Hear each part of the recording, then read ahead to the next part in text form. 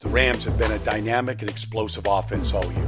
Let's look at some of the things that make them special and what teams might try to do to slow them down. Here's Gurley for a big running lane for Gurley inside the 30. And it starts with the rushing attack, and they get everybody involved in the running game, receivers and tight ends.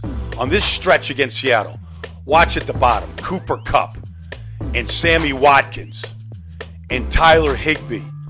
And Cooper Kupp goes to the free safety. They get all these receivers and tight ends involved as much as they can. Then in the middle, they get to the second level. And when you get to the second level blocking like this, you're going to get an alley for Todd Gurley to run through. This offense and how dynamic it is starts with the foundation of Todd Gurley running the ball. Todd Gurley's the tailback. He gets the call, runs to the right side, runs into Cooper Kupp, gets away from Anthony Harris as he negotiates left, and he's thrown down. The Vikings did a great job of containing Todd Gurley, holding him to 15 carries, only 37 yards.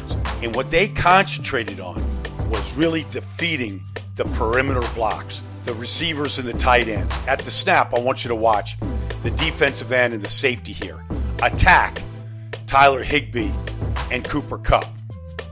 When they attack them, they get penetration. They defeat those blocks. Look what it does. It stops the feet of Todd Gurley.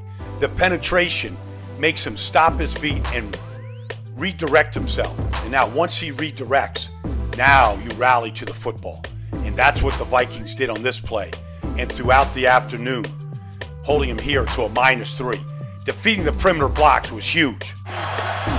Second-year quarterback gives to Todd Gurley, who has room. Gurley gets a first down.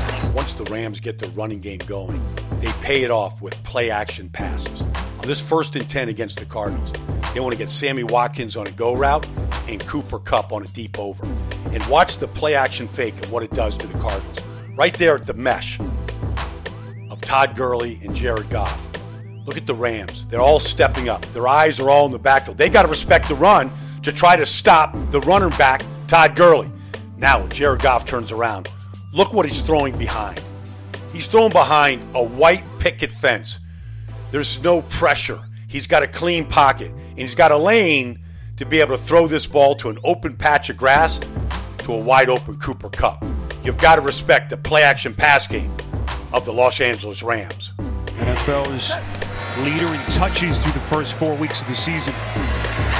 He's been quiet so far. That Goff pass, boy, nearly intercepted.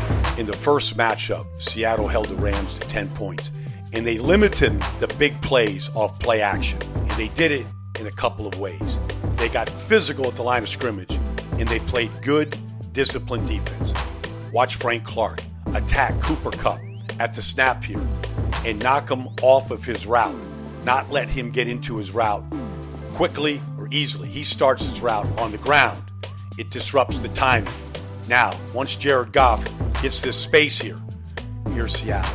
Knees bent, eyes up, ready to play football, ready to react. So when Jared Goff wants to throw the ball behind the underneath defender here in this high-low concept, where he could go to Cooper Kupp or to Robert Woods, now the zone squeezes. Once the ball is in the air, now they react. And that's what teams have to do. Discipline, zone defense to take away the big plays on play action.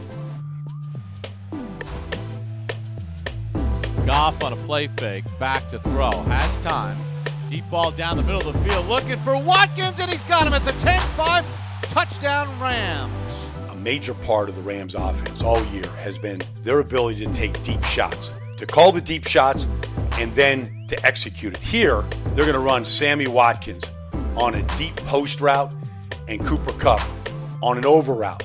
Two-man route off max protection. They do this when they want to go deep. Just a two-man route. Different combinations, even Todd Gurley in protection. And when Jared Goff turns around, he's reading the free safety in the middle of the field. Landon Collins has his back to him. Jared Goff's got plenty of time. He knows right now he's going to cut this ball loose right over the top of Landon Collins' head into a streaking Sammy Watkins. And you do not want to see the back of a Rams jersey going into the end zone. Jags have a four-man front. He drops the throw against it. Looking. Now he's going to get hit. He's going to get sacked. The Sackmeister Calais Campbell. One way to limit the deep shots that the Rams want to take during the game is by having an elite front four, a pass rush that can get home without blitzing, to the point where the Rams keep extra help in to protect Jared Goff. These receivers will be late out into the route, but they want to protect the quarterback first.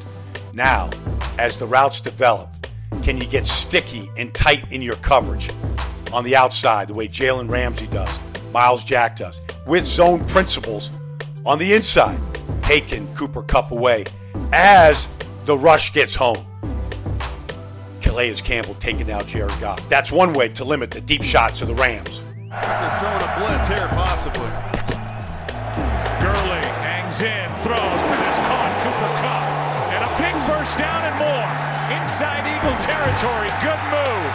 Looking for a block from Watkins, gets it. Just the way the Cleveland Cavaliers clear out space for LeBron James to go one-on-one, the Rams do the same thing.